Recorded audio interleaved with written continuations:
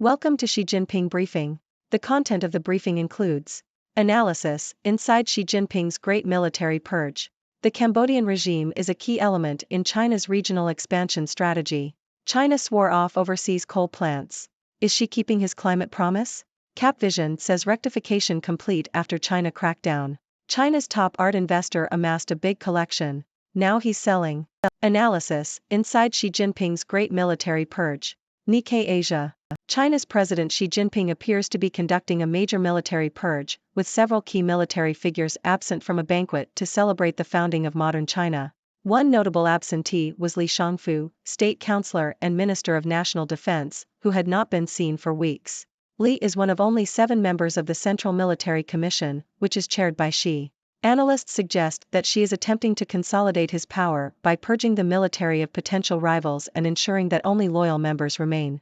The military has been a source of Xi's political power, and without its support, he would not have been able to secure his third term as party chief last year. The Cambodian regime is a key element in China's regional expansion strategy. Diplomat. Cambodia's decline into authoritarianism has largely been overlooked in the context of the global decline of democracy over the past 2 decades. The country's ruling party, the Cambodian People's Party, CPP, won all 125 seats in parliament in the 2018 general election, compared to the opposition's success in the 2013 election.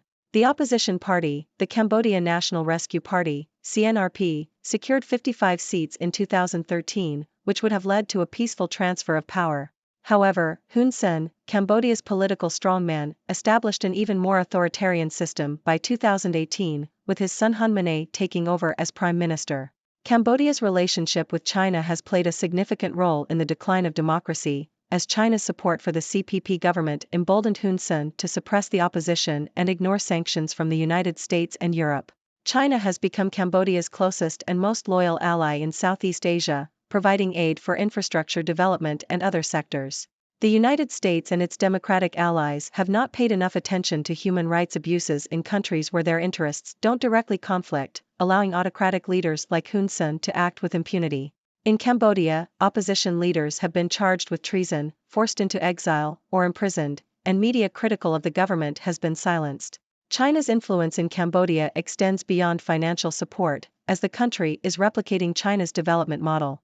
Development projects are carried out without regard to social and environmental impacts, and Cambodia has become a haven for Chinese-operated cyber scams. Cambodia's role in the geopolitical competition between the United States and China is becoming increasingly important. The Chinese-backed Ream naval base in Cambodia will hold strategic value in the South China Sea conflict and enhance China's naval capabilities. The West can help limit the expansion of Chinese power by taking a stand on Cambodia and insisting on a democratically elected government. China swore off overseas coal plants. Is Xi keeping his climate promise? Wall Street Journal. China's pledge to stop building new coal plants overseas 2 years ago has come under scrutiny as it continues with some projects. China and Pakistan have resurrected plans for a coal plant in Gwadar, a port city at the center of an economic corridor Beijing wants to develop. China is also moving ahead with plans for new coal-fired power plants in Indonesia, where the government is seeking to use them to supply energy for processing nickel. While China has cancelled nearly 40 planned coal plants in the past 2 years, the fate of around 40 other projects remains uncertain. These remaining projects could produce nearly as much carbon dioxide as Spain's total emissions last year. Beijing has said it is upholding President Xi Jinping's 2021 pledge, but developing countries such as Pakistan and Indonesia say they are not fully ready to make the transition to renewable energy.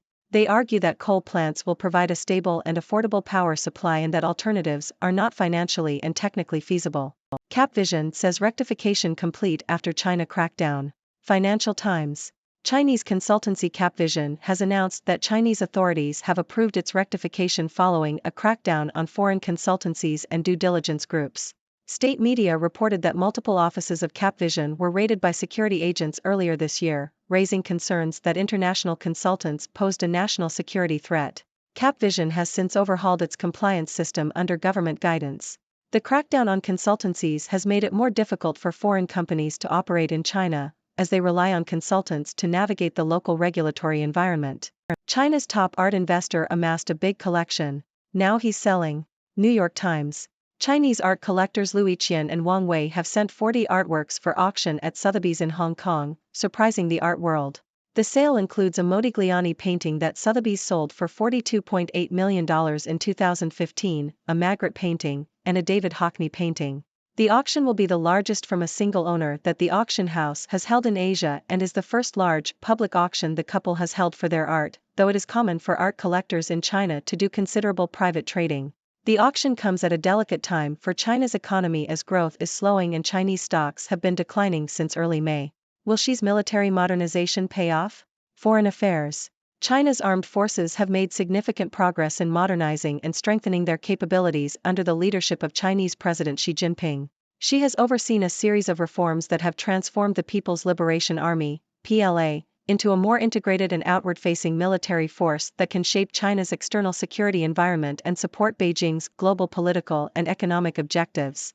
The PLA has undergone extensive administrative, organizational, and doctrinal changes, including the creation of new service-level organizations and joint theater commands, the expansion of its nuclear arsenal, and the adoption of new set of doctrinal principles.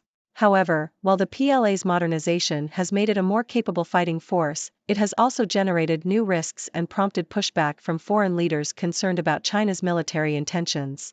Well, my dear viewers, it seems like President Xi Jinping is on a roll with his power moves. First, we have the Great Military Purge, where Xi is cleaning house and ensuring that only loyal members remain in the military.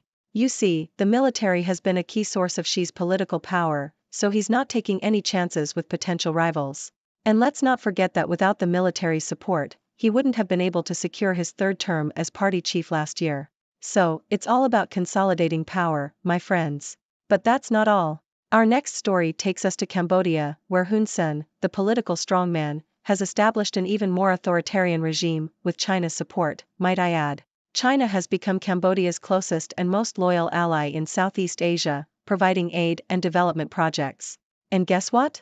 Cambodia is replicating China's development model, which means development projects are carried out without regard to social and environmental impacts. It's like a Chinese clone, but not as cute. And let's not forget about Cambodia's role in the geopolitical competition between the US and China. China's naval base in Cambodia will hold strategic value in the South China Sea conflict. So, it's a win-win for China, my friends. Now, let's talk about President Xi's climate promise. 2 years ago, China pledged to stop building new coal plants overseas, but it seems like they're not keeping their word. They're still moving ahead with some projects in countries like Pakistan and Indonesia. While China has cancelled some coal plants, the fate of others remains uncertain. These remaining projects could produce a massive amount of carbon dioxide, almost as much as Spain's total emissions last year. But hey, developing countries argue that they're not fully ready to make the transition to renewable energy. They need that stable and affordable power supply, or so they say. Now, let's switch gears and talk about the crackdown on foreign consultancies in China. Capvision, a Chinese consultancy, has announced that they've completed their rectification following the crackdown. And let me tell you, it's made it more difficult for foreign companies to operate in China. They rely on consultants to navigate the local regulatory environment, and with this crackdown, it's like taking away their GPS. Good luck finding your way, my friends. And finally, we have a surprising move from China's top art investor. Lui Qian and Wang Wei, the power couple of the art world, have sent 40 artworks for auction at Sotheby's in Hong Kong. This is the largest auction from a single owner that the auction house has held in Asia. It's a bold move, my friends, especially considering China's slowing economy and declining stocks. But hey, art collectors in China like to do things differently, and who are we to judge? Now, my dear viewers, it's time for your thoughts. What do you make of President Xi's military purge? Do you think China's support for Cambodia's authoritarian regime is a cause for concern? And what about China's coal plant projects overseas? Should they be held accountable for their climate promise? And finally, what do you think of China's crackdown on foreign consultancies? I can't wait to hear your thoughts and answer your questions.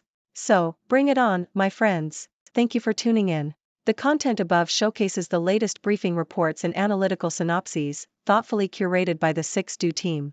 These insights stem from a wide array of reputable media outlets, think tanks, government sources, and specialized experts worldwide.